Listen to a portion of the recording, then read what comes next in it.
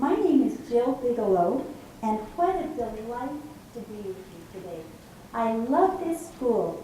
7 of our grandchildren are currently full-time students here, and a lot of our grandchildren take part in the distance education family school. What a blessing this school is to our family. If anybody wants to move in a little closer, you're welcome to. Since my life won't go this way, but you're totally welcome to move in. Raise your hand if you're a homeschooler. Oh, how wonderful. What a great adventure. Our family's choice to homeschool, which we did for 20 years, has had the greatest impact for good upon our family, second only to the gospel of Jesus Christ and Temple Mary Redemption. What a great adventure. I have helped our sweet son Stephen with Down syndrome pray that a beautiful spirit might attend each presenter and each participant and each helper, that a beautiful, powerful spirit might be present today. And since he has a direct line, I think we're well covered. Can you hear okay? Are we good? Sorry. There, are we good? Are we good now? Okay. Jill, Yeah? would you like to use the handheld mic? It'll be easier for people to hear. Oh. Okay, are we good now? I need you to turn it on.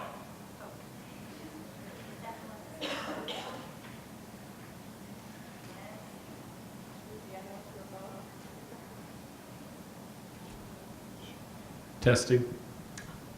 Thank you, Ralph. This is my son-in-law, Ralph Vonderbeek.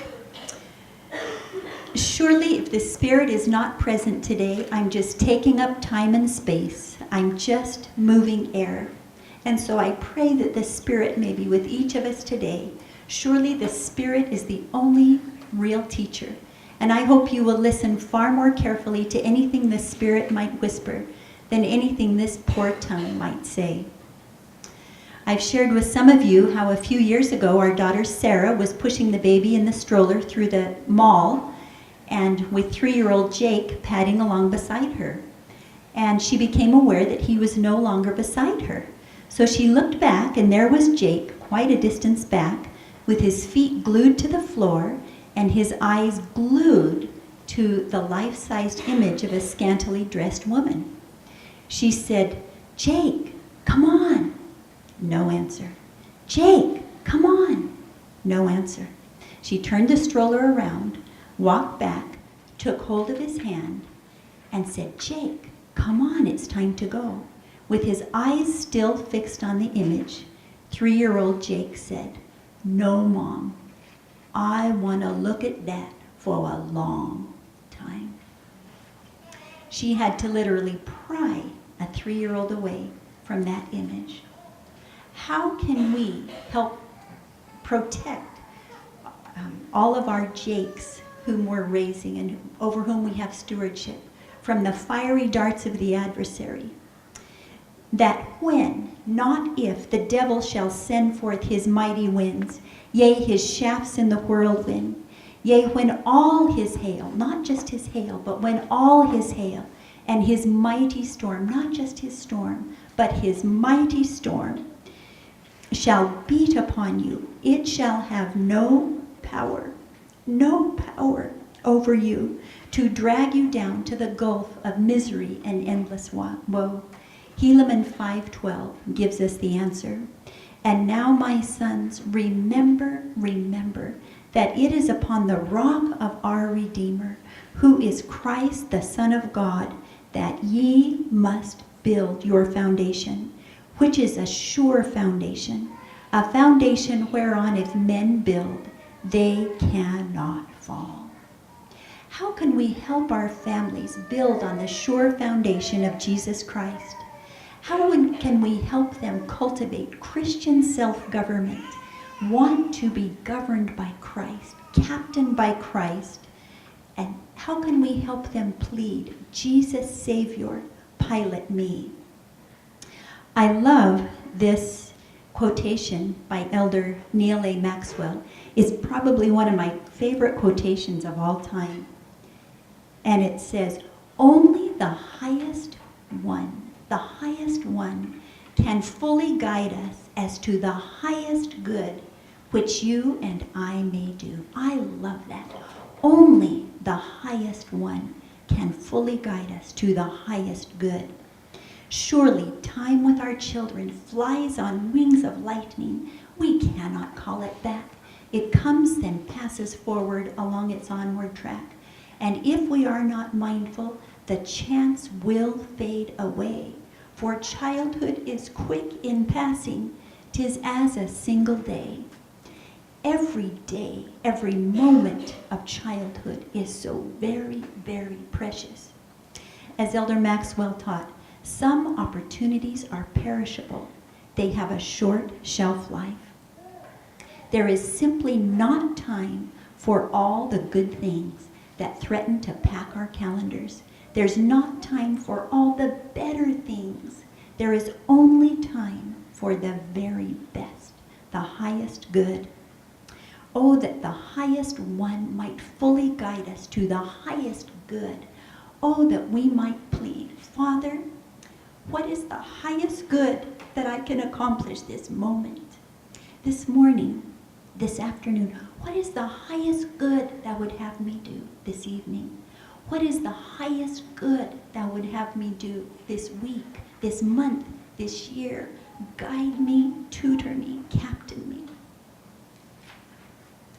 Dr. John Hall, who is a retired BYU professor of ancient languages and religions, said that the more correct translation from the original Greek in the New Testament of keep my commandments is stand watch as sentinels, awaiting my instructions. Stand watch as sentinels, awaiting my instructions. That is powerful. This implies that personal revelation is ongoing and current, that the highest one can guide me to the highest good I can do every moment. Stand watch as sentinels, awaiting my instructions. That is powerful. This is the essence of Christian self-government, of being captained by Christ, piloted by our Savior. I love Johann Sebastian Bach, the great composer. Before composing a work, he would write the words GHM, the initials GHM, at the top of his blank manuscript. God help me. God help me. And oh, how we might cry continually, God help me. Bless me with thy power. In the strength of Christ I can do all things, but in and of myself I am nothing. Nothing. It is only as I am powered by power from on high that I can do anything. I love these words from Teaching and Learning America's Christian History. Christian self-government relies less and less on the external forms of authority, but instead more and more on the internal government of God, as Christ becomes a living presence in each heart and mind. Christian self-government is all about being governed by the heart. The external authority of parents will grow less as students become more and more responsible for what they do. The scriptures are filled with many accounts of great men and women who turned their lives over to Christ. Such Christ empowered Daniel, Joseph, Moses, Esther, Nephi, Joseph Smith, and many others to fulfill his purposes in their lives. With our children, we know when I am learning self-government. I come quickly when called. I get to work by myself without having to be told. I finish the work I have been given to do. I like to do a good job. I am learning to be self-governed in everything I do. Many of these quotations are in the handout that you should have. I need a ruler to tell me what to do. I am not sure what my parents want me to do. I have to ask my sibling for help. I never get my work done. I can do what I want. I have to be continually reminded. Chocolate helps.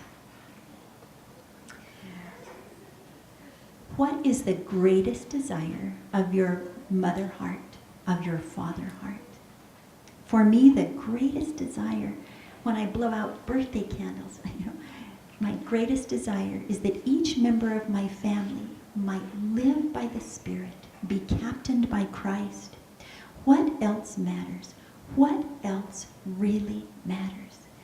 How wonderful if on occasion we would write a longhand letter, birthday letter, to one of our children, maybe on a special milestone, a baptism or priesthood confirmation, expressing our love and just letting that child know that our greatest mother prayer for that child is that they would live by the Spirit and be captained by Christ. I love living with Stephen, our sweet son with Down syndrome. When it comes to Stephen, everything that really matters is gloriously intact. I love the words in Omni 1:26, and now, my beloved Jill, I would that ye would come unto Christ, who is the Holy One of Israel, and partake of his salvation and the power of his redemption. Yea, come unto him, and offer your whole souls as an offering unto him, and continue in fasting and praying, and endure to the end, and as the Lord liveth, ye will be saved. Surely each of us has our agency, and ultimately we choose for ourselves whether we will let Christ govern our lives. This is a choice that cannot be forced nor legislated. Only I can take this hard old heart, so plagued by pride and encrusted with ego, and lay it upon the altar and plead for my Savior to enter in and to change it according to his own celestial specification. Sometimes a heart must be broken before it can be opened and changed. Although we cannot force our children to exercise Christian self-government, we can surely strive to make our homes a fertile seedbed for greatness. I am absolutely convinced that the greatest gift, the highest legacy we could ever give our children, our grandchildren, our great-grandchildren, our posterity forever and ever, the greatest gift is our tenacious commitment to our own personal worship. It is only as I draw on the powers of heaven and connect vertically that I can ever have power to connect horizontally to those I love. I believe that my ability to be effective in all of my relationships, my covenant relationships, is completely dependent upon how I connect with my higher power. When we consistently carve out time, carve out space, carve out energy to connect with our Creator, then he can help carve out in us the emulative character. He can engraven his image in our countenance. He can write his words in the fleshy tables of our heart. Christ can change our human nature. I think that the greatest thing any of us can do in cultivating Christian self-government in our children is personal worship, our own personal worship. Studies have shown that the number one most powerful anchor in anchoring youth against the temptations of the world throughout their youth and throughout their life is personal worship. Personal worship scores way above all of the Sunday school classes, seminary classes, youth activities, and even family worship. A wonderful family whom I know, busy parents with 8 young children, wondered what they could do in the morning hour that would be the highest good with that precious, precious time. After much thought and prayer and temple attendance, they decided, we will carve out time for our own personal worship. Then we will carve out time for our children's personal worship. We will gather in the family room with the older children. The younger ones would really destroy things. And we will just take 15 minutes for our personal worship, and then we will share what we learned. And then we will have our family worship. What a practice of great power. I believe that is probably the highest good any family could do.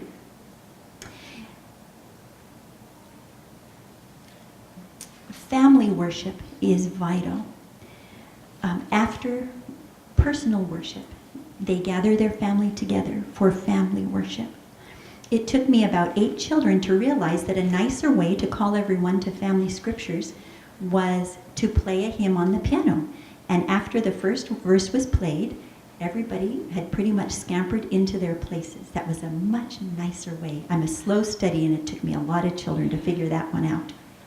And another thing that took me about 7 children to figure out, to awaken the children in the morning, I used to turn on the light and sing, "Arise and shine, the cougars are out." And, but then, I don't know, to just kneel by the bedside and offer up a prayer of thanksgiving for that child's beautiful gifts, a prayer of love for that child.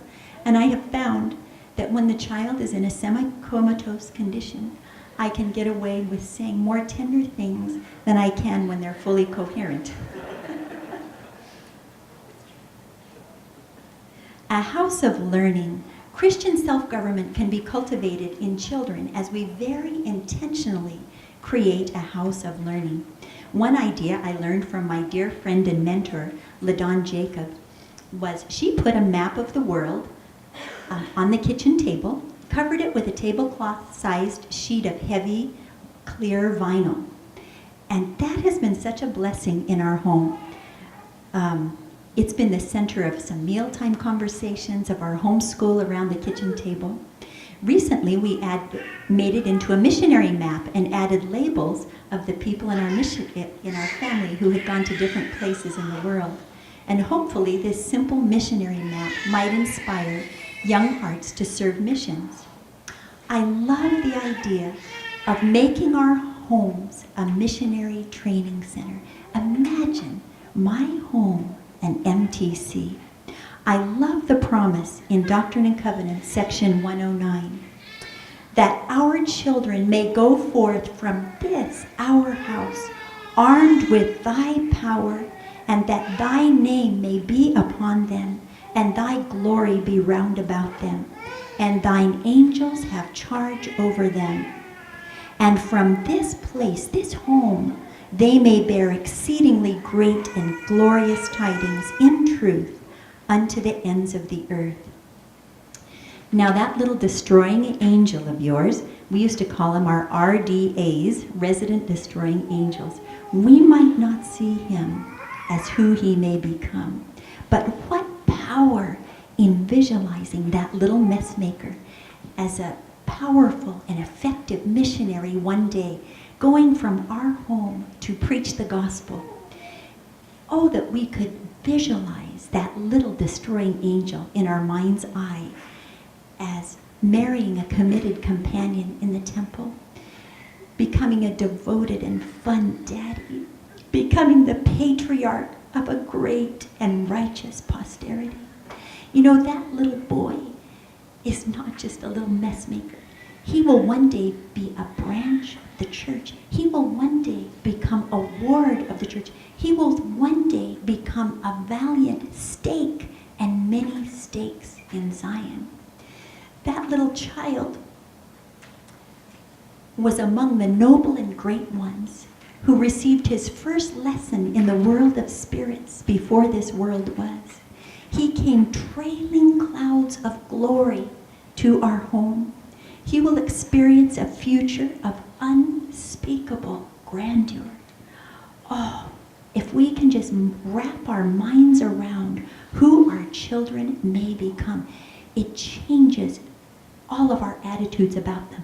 It changes the way we treat them, and they tend to become exactly what we believe they are. Do you know, I believe the blessing of Abraham applies to you and your home, that in your seed all the nations of the earth may be blessed. In your seed all the nations of the earth may be blessed. I didn't have a child around to help me put this on a PowerPoint, but this is a fan chart of my ancestors. And here we are, right down here in the center, in what Elder Maxwell called the stage of mortality.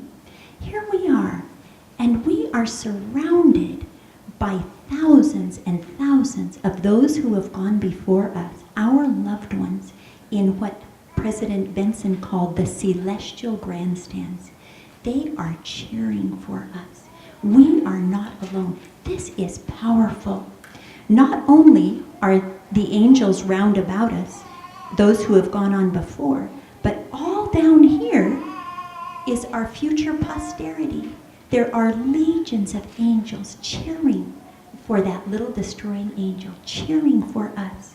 And if you should ever feel discouraged, I love the promise in section 84, verse 88. And mine angel shall be round about you to bear you up. I know they are round about us to bear us up. When we visualize our children as who they may become, what a fertile seedbed for cultivating Christian self-government. Seek ye out of the best books. What a great way to help cultivate Christian self-government in our children. The very best books are the scriptures. And what a blessing for a busy mother to make time in her crowded life to share her love of the scriptures for a child. The blessings are incalculable. As we read aloud biographies and inspired stories from the best books, we come face to face with greatness. We read to lead. Through inspired biographies and stories, our children get inside the hearts and minds of greatness. They learn what drove these heroes. They become their best friends. They identify with them. They want to become like them. They begin to internalize their best qualities, to think like them and act like them. They become intimately acquainted with deeply committed Christian character. Studying the lives of greatness leaves an imprint upon their hearts and their minds and their souls like a cookie cutter in soft dough. I love this quotation by an unknown author. Nothing touches the soul but leaves its impress, and thus little by little we are fashioned into the image of all we have seen, heard, known, and meditated. And if we learn to live with all that is the fairest and the purest and the best, the love of it all will, in the end, become our very life. We must choose our friends wisely. We tend to become like them, and the books we read become our best friends, and we tend to become like those books. The library habit can become a great family tradition. It took me 8 children to realize that library fines are some of the best spent money on occasion. I love taking 3 little children recently to the library, and on the way we stopped by the free zoo, which was the pet store. And oh, they loved pointing out all the animals. We talked about the qualities of the reptiles, the birds, the fishes, and the mammals. And this grandma totally forgot to talk about that they were all Heavenly Father's creations, but I'll do better next time. We got to the library, and I could hardly heft this great, huge 50-pound bag of books that we were supposed to return. And then we checked out some more, and by the time we finished, the girls had 60 books to check out. And I came home and I said, Angie, I'm so sorry, I just didn't, And she said, oh, Mom, we check out 60 every time and they read them all. And on the way home, they were glued to their books. I couldn't even pry them out of the car because they didn't want to put their books down. What a great habit, the library habit. Public libraries often give free coupons as reading incentives, and it was so fun taking some other grandchildren the other day out for a free hamburger. They read piles of books for days. to get their free hamburger with Grandma. And I can be a real heroine on a free hamburger.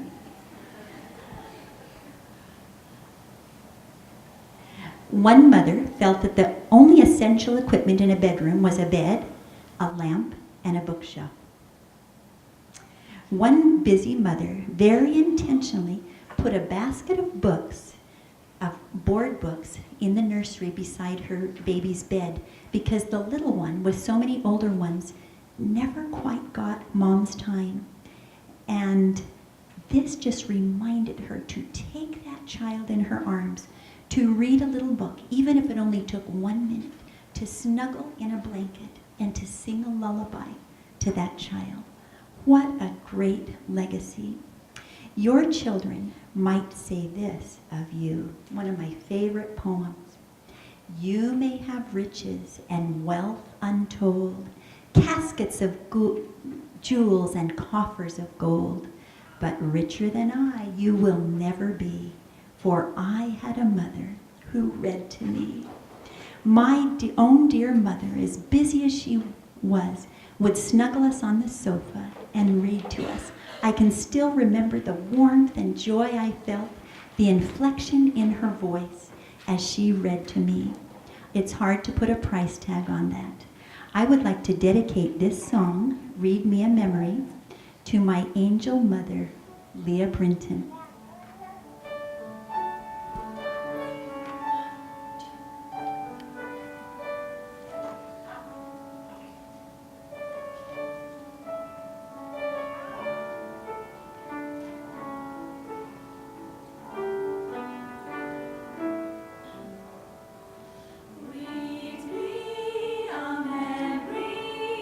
Tell me a tale, speak of wondrous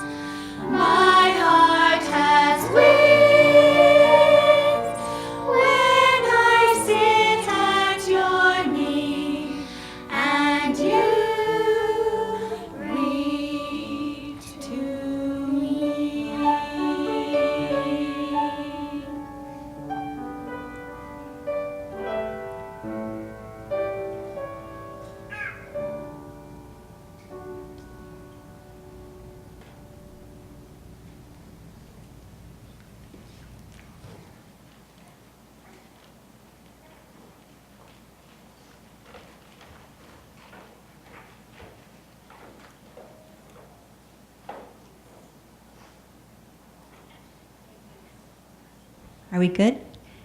Bless you, bless you. You know, each of these little mamas has a nursing baby. They each have a toddler on each leg, and they each have a preschooler. There are 15 busy children among them, and for them to come today was a Herculean effort for both them and for their husbands. And thank you for coming. Bless you, bless you.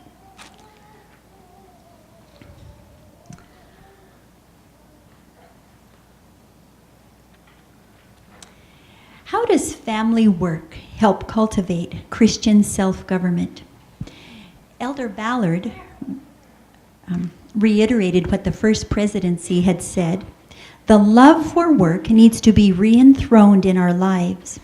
Every family should have a plan for work that touches the lives of each family member so that this eternal principle will be ingrained in their lives.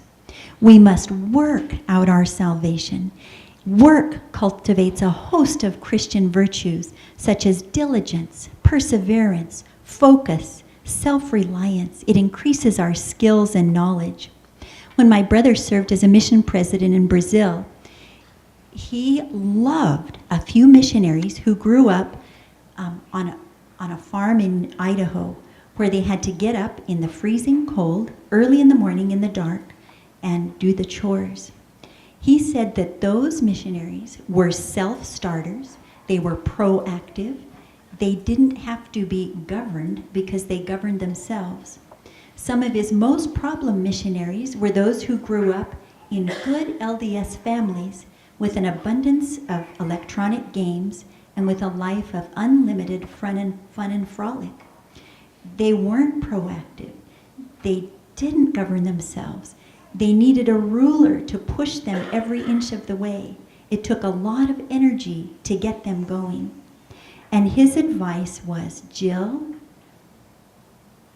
teach children to unplug. Unplug. Please unplug and go to work. I remember vividly as a young mother with 5 little children, and I felt like I was in a sinking ship with 5 big holes in the bottom. Why, we took on water faster than I could bail. And so I tried to learn how to work faster, more efficiently. I reminded myself of a movie on Fast Forward. And too many times I would fall into bed at night, set the alarm, only to realize that it was time for the alarm to go off.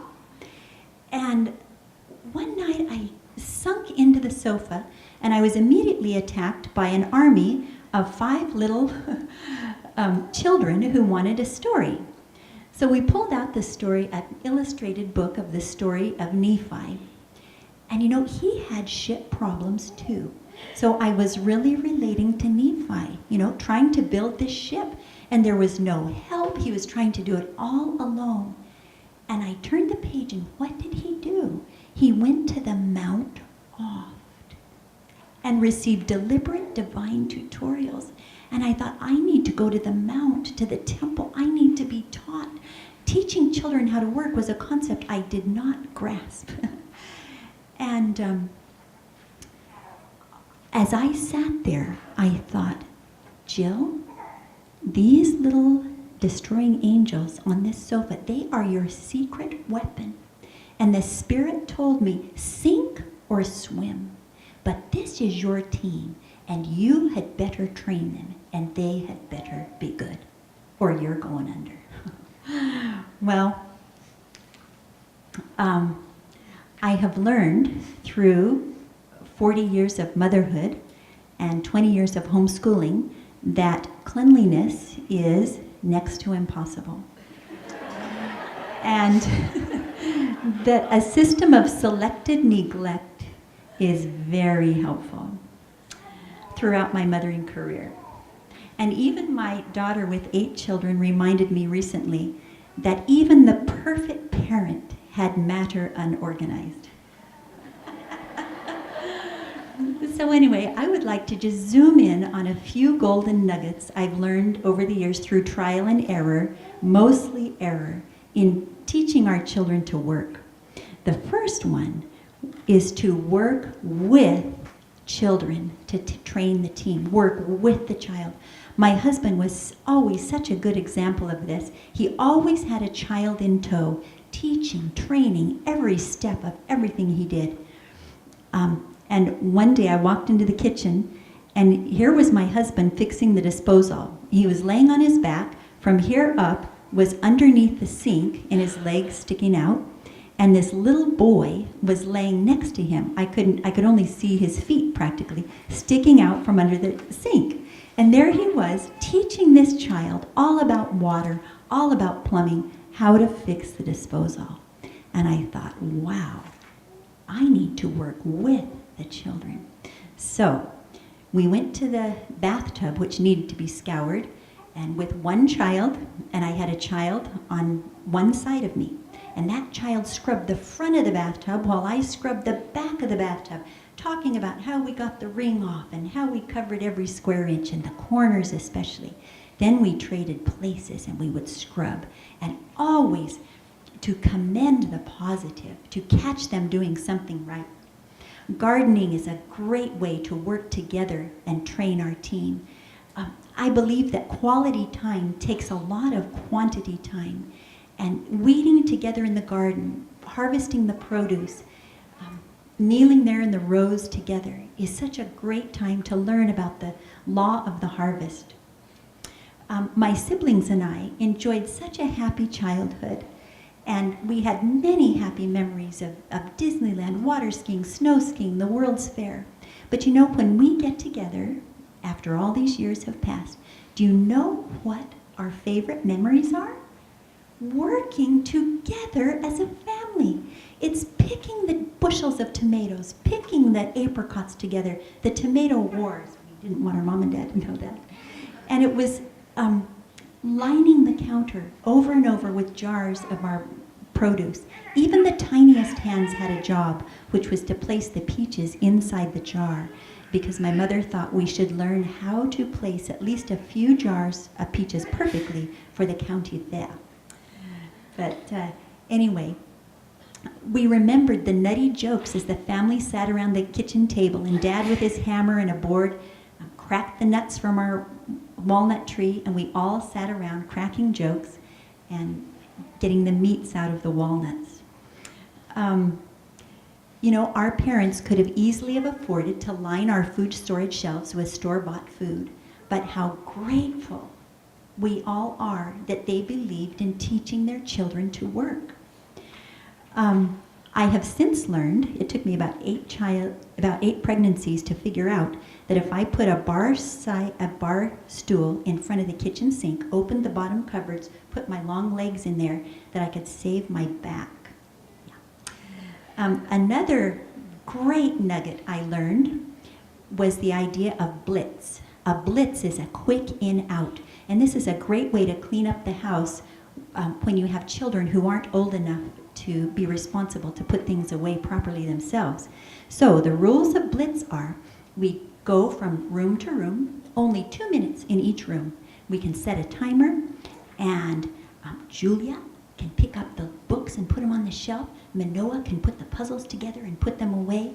And so can pick up the Legos and put them away.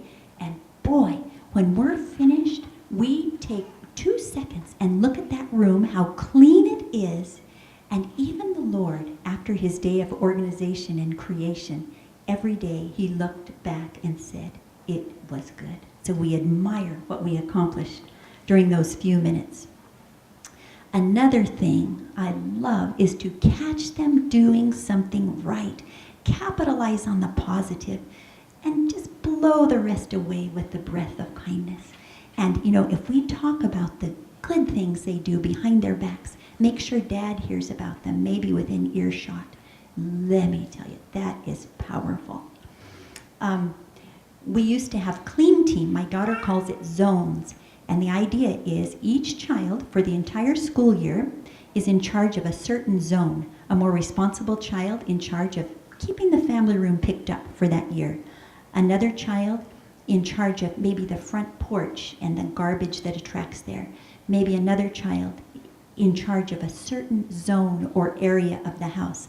And the 10 minutes before dinner, everybody does their zones so that the house stays cleaned up. And I'm telling you, if you're in charge of the family room, you don't let anybody mess up your spot because you're going to have to clean it up. For a little child, we used to call it Buzzy Bee. I used to call it Mom's Slave, which meant you follow me around and just do what I say. But I later learned that Buzzy Bee was a nicer word for it, that they were just my little helper. And I always like to have a job called Mom's Choice, where I get to choose, to have them sweep up the leaves that blew in a few minutes ago on the back porch or whatever. Dish jobs. We had a rule in our home that saved my bacon. This was one of the best nuggets, is that if you have 10 minutes to eat with the family, then you have 10 minutes to help clean up the meal. And the principle is many hands make light work. So each person had a dish job. When the children were young, I was usually bubbling beauty who stood at the sink and washed the dishes because nobody else was big enough to do it. And my least responsible child, my artful dodger, stood beside me and loaded the dishwasher. And Angie believed that it was because she was my favorite child and my best worker. But really it was because she couldn't escape and go read a book or practice the piano, which she knew was a soft chord in her mother's heart and would get her out of a lot of work. And so when she would get weary of loading all those dishes, and with a large family, it's like Thanksgiving dinner 3 times a day, then I could say, Angie, since you're 6, can you put in just 6 more? Maybe even double your age, 12 more. And I have good news. Even the most artful dodger turned out to be responsible in spite of her mother. We had Sharp Shiner, who was in charge of the surfaces, table, counter, floor. We had Loving Loader, was Angela. Carpet King would vacuum and pick up the family room carpet. Baby Bather would take a baby or 2 and bathe them and clean them and put them in their pajamas. Compost Queen would take the bucket of compost out to the garden. Kitty King would feed the cat, whatever. Laundry. It didn't take very many, super summer chefs. We loved, during the summer, having each child take a week and be in charge of planning the meals, shopping for the meals, and cooking the meals. What a great opportunity to work alongside of mother, super summer chefs, and to learn so many valuable lessons. It soon occurred to me that we either had to solve the laundry crisis or move out of the house. And so I learned that even a small child could fold the rags. Socks. There were bushels and bushels of unmatched socks. And so, in desperation, this was not inspiration, I thought of a game called Sock It To You. Now, in some families, they might match cards like in Go Fish, but at our house, we matched socks. So after family home evening, when it was my turn for the games, we would dump out the bushels of socks in the middle of the floor, and we had the person who could match the most pairs of socks in 5 minutes was the winner and got the first refreshment. So on your marks, get set, go. And we even threw in some Spanish. Listos, prestos, ya. Let's go. And I was the quality control agent, and the socks had to be at least the same color. And we would specialize. We would sometimes work in teams where an older child teamed with a younger child, and one would specialize in daddy's dark socks. One might specialize in the little girl's lacy Sunday socks, and so forth. But anyway, that helped. Lowering my expectations during the busy seasons of life, we dispensed with the top sheet. And I figured that was several dozens of loads of wash a month or whatever that we saved. When Rebecca turned 12, she was the oldest daughter, and she was in charge of the household laundry. And let me tell you, she took on that responsibility. She would spend hours entombed in that laundry room, carefully spotting each thing, folding each thing. We would check out cassette tapes from the library of, youth speakers, and she would just listen and listen. And to this day, she says that just listening to all those wonderful, inspiring talks when she was 12 had a big impact upon her teenage years. Another thing I learned from my sister was pick it up, don't pass it up. She was amazing. My sister Jody had little children, and her house was always so tidy. Finally, I realized that as she was going through the living room, she picked up things, put them in her pocket. She picked them up and just kind of tidied along the way. I've long looked for something that is really worthwhile and really easy. I never thought I'd find it, but guess what is really worthwhile and really easy is filling our homes with beautiful music. Just the flip of a switch, and our homes can be filled with beautiful music. What a powerful tool for cultivating Christian self-government. My mother on Sunday mornings would put on Motab records, and what a great family tradition. It just made the day special.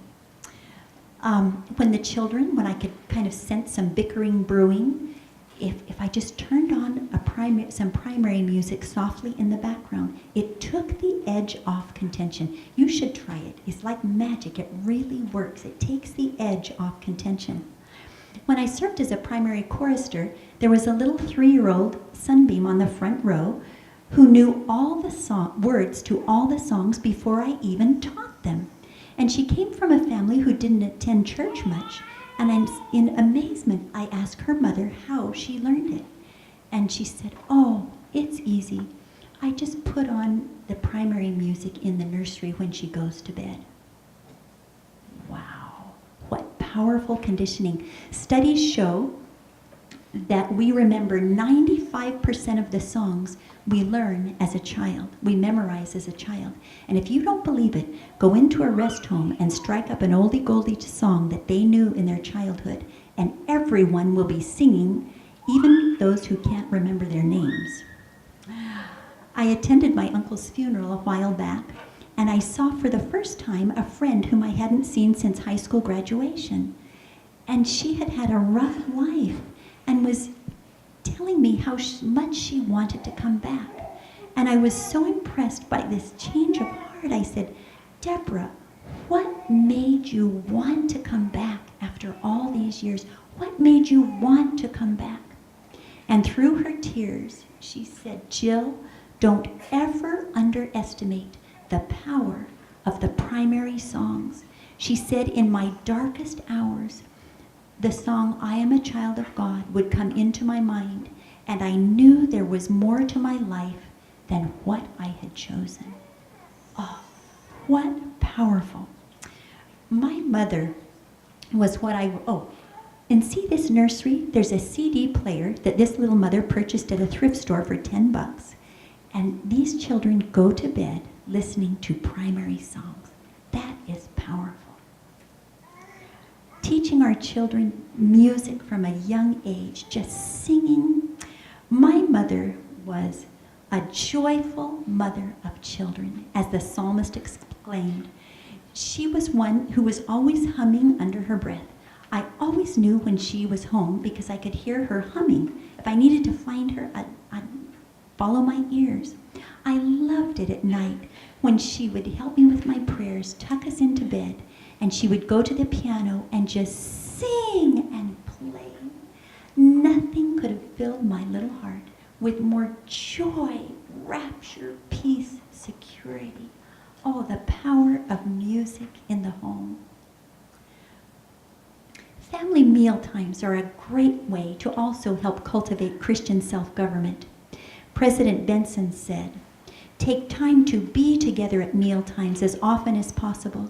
This is a challenge as the children get older and lives get busier, but happy conversation, sharing of the day's plans and activities, and special teaching moments occur at mealtime because mothers and fathers work at it." Do you know, just before I was married, my daddy took me aside and said, "Jilly, never forget the kitchen drawer where your apron is kept. Remember, Jilly, that a mother happy in her kitchen feeds far more than just mouths, fills far more than just stomachs, nourishes far more than just bodies. Wow. A mother happy in her kitchen, the heart of the home. It took many children before I realized that just because my hands were in a dirty dishpan didn't mean my mind had to be there also.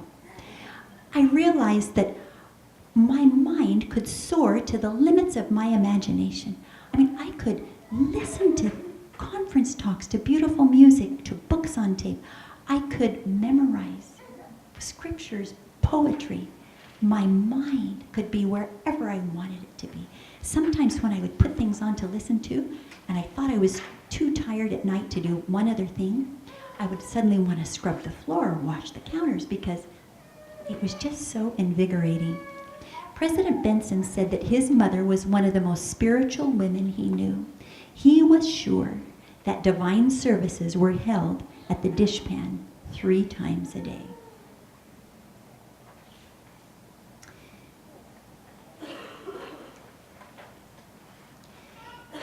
In conclusion, when I see you, young mothers and fathers, happy with your little ones, willing to invite all the children our Father would be pleased to send, doing what many in this world are unwilling to do, I want to kneel. You are not out clamoring for commendation or wrestling for recognition, but you are under quiet preparation of the Lord. You make of your discipleship a lean thing and allow non-essential pursuits to drop out of your lives completely. You make of your home a seedbed for greatness. Your quiet, unheralding parenting will have an impact upon this world that is powerful and far-reaching.